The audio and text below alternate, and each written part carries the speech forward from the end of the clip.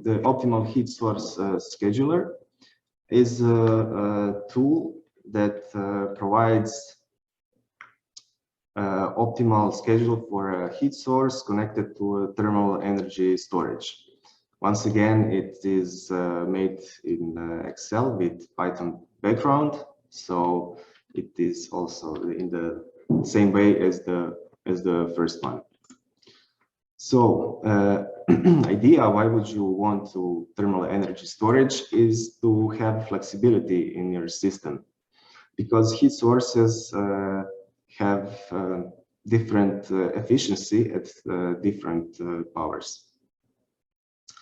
So in this picture, we have a heat source connected to thermal energy storage. So the heat source provides heating power to the storage, and then from the storage, power is delivered to the demand side.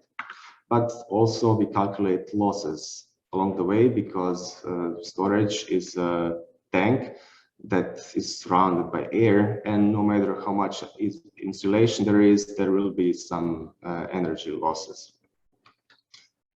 So if you have all this flexibility, yeah, well, you also need adequate control technique how to use it to use the full potential of this energy storage.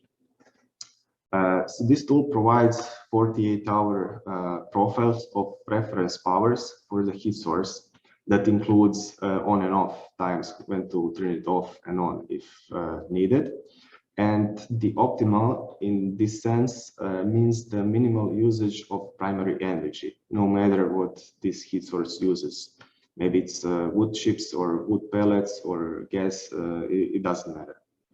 And it is designed primarily for plant operators, because the tool also shows the scenario what would happen if some classical control technique would be used, so the plant operators can choose what to do exactly. So some of the features, it is based on the power demand predictions, if it's going to be, for example, for tomorrow. This power demand predictions can be easily imported into the Excels. It is only 24 hours in 15-minute samples.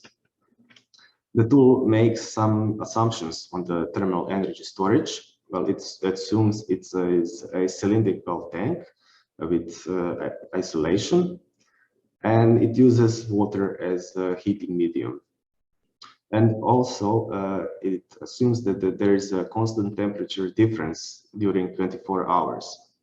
And this temperature difference refers to the difference in temperature in the storage itself, because hot water is always at the top of the storage, while the cold water is at the bottom of the storage. Heat source is any heat source with variable output power and variable efficiency. So it has different efficiency at different output powers. And also a warm-up time is taken into account. How much time does it take for the heat source to warm up, and also accordingly to cool down. And we have comparison with the classical control. Once again, the tool is available at the Store4HUC website.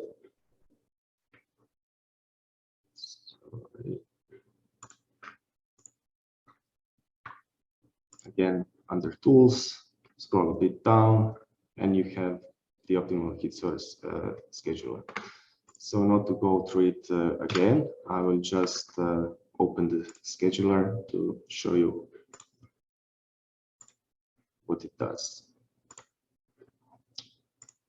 Again, it's a zip file, and it's unpacked.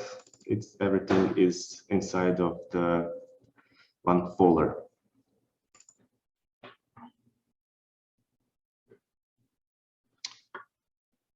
Again, it asks for macros because it's downloaded from the internet. Okay, so you have some parameters to enter. For the demand side, it is important the temperature which is needed for heating. So let's say I will take the example from pilot of whites. So they have usually 80 degrees supply temperature. And then we need power demand profile in 24 hours. That can be imported with a click on the button. It shows a frame, and we can browse for a file that has this profile saved. And I will quickly search for a file. It can be either Excel document or a CSV file. So I have already saved the actual power demand from whites. So now you have this data preview window, because you see here I have from the 1st of January until 13th of April, which is quite a long time. So you need to choose which is the starting point. You can either click or you can enter your starting row. So I will go with 15th of January. And also, since your files can have many columns, you need to choose a column which you want to use. In this case, it's power. By clicking on import data, we get our profile. Here we have a chart to actually see how it looks. And the actual values are down under. It can be entered manually, but it is much easier if you have it in a file, of course. So now the parameters of the system. So in whites you have 2 boilers with total maximal power 840 kilowatts. Minimal is 80. And usually efficiency is higher at maximal power. So I will put 90 for maximal and 80 for minimal. And let's say it needs 30 minutes to warm up. I'll just go quickly through this volume and the height of the tank. For the insulation, you just choose the material, and the thermal conduction coefficient appears accordingly. Insulation thickness in millimeters, maximal temperature in the tank, typical difference talked about before. And since the tank in whites is situated outside, this is January, I would put 0 degrees because it was winter. Now for the simulation, this is important, the number of power changing intervals during these 24-hour periods.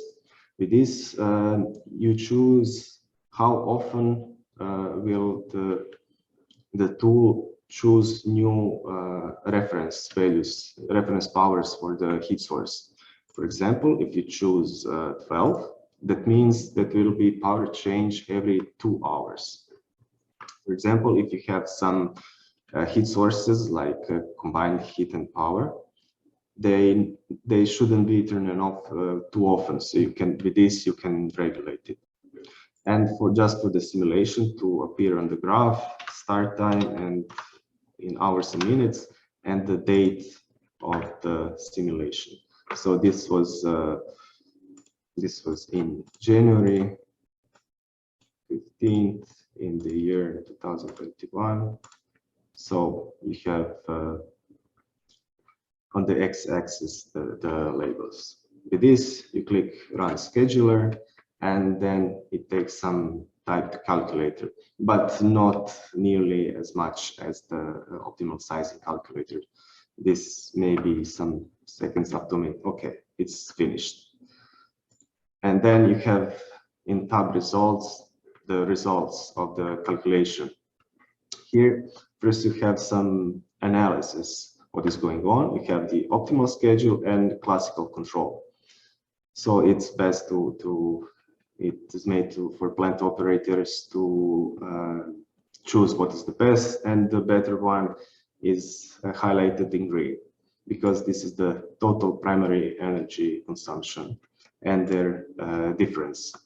We have energy loss, and energy loss is due to storage, because cooling down of the storage, and due to efficiency of the heat source, which is, as you can see from the values, it makes more difference than the storage. Down here you have a chart with all the values plotted. Down here you can select what to plot on the graph. So let's first look at the let's say classical schedule. The blue line is the power demand, and the green one is the classical control schedule, because classical control schedule tends to keep the temperature at a certain level, which is this orange line is the temperature, and the dotted black line is the minimal temperature. So classical regulator keeps the temperature at the top of the tank at certain levels. So the actual power is quite similar to the demand. But if we switch to the optimal schedule, you can see it looks completely different now, because there is higher efficiency at higher powers. It turns out to be more efficient to turn at certain times turn off the heat source, then turn it off at higher power, and so on. So the red line is the temperature. It goes down and up throughout these 24-hour periods, and it never breaks the rule of going under the required temperature. And with that, the tool shows that it is able to save some primary energy. And this is this flexibility that is used with the thermal energy storage. Now, in the case of whites, the efficiency at maximal power is actually a bit lower than efficiency at minimal power. At minimal is 92%. So if you calculate this, the result will look different. So you see, now let's take away the temperature and just show the powers. They're quite similar, because now it is with lower power for higher efficiency. The tool will keep the power as low as possible, but still it will manage to save some energy. Of course, this difference is much lower than before, but still there is. And yeah, that's it. Also here you have a tab called user manual. It is the same in both tools, where you have all the explanation about the tool, its assumption, how to use it, and explanation of all the parameters. Also, this user manual comes in a PDF form in the folder with the tool itself. Okay, that was about the presentation. So I'm open for any questions you might have. Thank you very much, Filip.